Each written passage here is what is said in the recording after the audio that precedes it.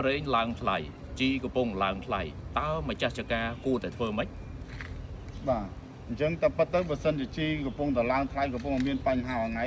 អ្វីដែលម្ចាស់ចការសំខាន់ជាងគេបំផុតគឺកែច្នៃអ្វីដែលយើងអាចធ្វើបានជាពិសេសគឺអាជីកប៉ុស្តិ៍អានៅជុំវិញចការដែលមានហ្នឹងអញ្ចឹងកែច្នៃអាហ្នឹងឲ្យបានអាហ្នឹងគឺសំខាន់មែនទែនបាទទី1បាទចំណុចទី2គឺយើងទៅកាត់បន្ថយការចំណាយអញ្ចឹងកាត់បន្ថយការចំណាយខ្ញុំឧទាហរណ៍ដែលយើងធ្លាប់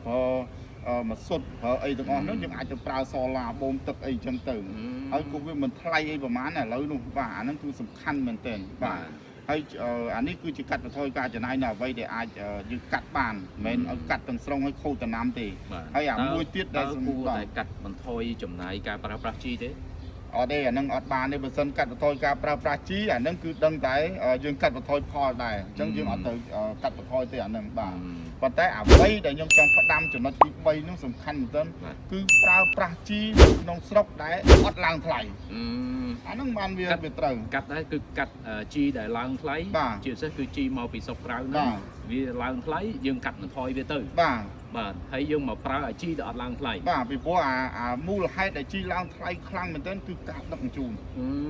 ដល់ដឹកជញ្ជូនអញ្ចឹងយើងនៅក្នុងស្រុកដឹកជញ្ជូនដូចគ្នាប៉ុន្តែក៏វាតិចជាងដែរវាចង្ងាយវាខ្លីជាងជាក់ស្ដែងដូចនៅហូយន្តចឹងយើងផលិតខ្លួនហើយចឹងយើងរក្សាតម្លៃបានរក្សាតម្លៃបានឡើងថ្លៃយើងអត់ឡើងថ្លៃទេបាទសុខចិត្តចំណេញតិចអានឹងសំខាន់ណាស់បាទហើយហេតុអីប្រេងឡើងថ្លៃជីឡើងថ្លៃជីឡើងថ្លៃបើមែនតើទៅវត្ថុធាតុដើមកម្លាំងពលកម្មវត្ថុធាតុដើមយើងមិនដឹកជញ្ជូនមកបាទហើយនឹងកម្លាំងពលកម្មឥឡូវគ្នាមិនធ្វើដំណើរចូលមកនេះហ្នឹងឥឡូវក៏ពោបញ្ហាមែនតើសុំឡើងយ៉ាងតិចទូចម្នាក់តែ$10 $20ក៏រាប់រយនាក់ក៏វាច្រើនប្រេងឡើងថ្លៃដឹកជញ្ជូនឡើងថ្លៃផលិតកម្មឡើងថ្លៃពលកម្មក៏ឡើងថ្លៃដែរឡើងថ្លៃបាទ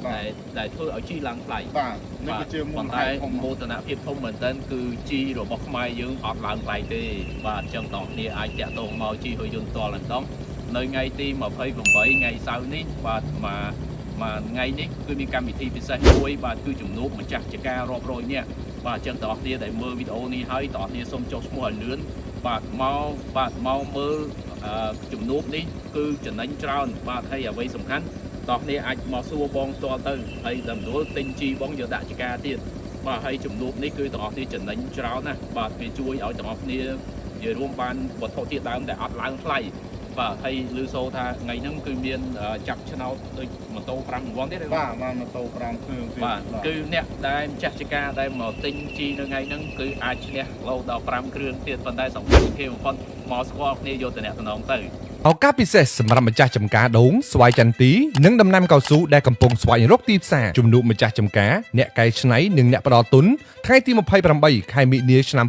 2026ជួបជាមួយអ្នកបញ្ជាទិញផ្ទាល់ជួបជាមួយនឹងអ្នកផ្ដល់ទុនជួបជាមួយនឹងអ្នកជំនាញរៀនពីបច្ចេកទេសទិន្នផលខ្ពស់និងពង្រីកទីផ្សារតម្លៃសម្បត្តិចូលរួមត្រឹមតែ$10ប៉ុណ្ណោះចំនួនមានកំណត់អ្នកចូលរួមអាចមានឱកាសផ្សងសំណាងយកកាដូអនុស្សាវរីយ៍ម៉ូតូ Honda Wave ឆ្នាំ2026ចំនួន5គ្រឿងចុះឈ្មោះឥឡូវនេះតាមរយៈ Telegram ខាងក្រោម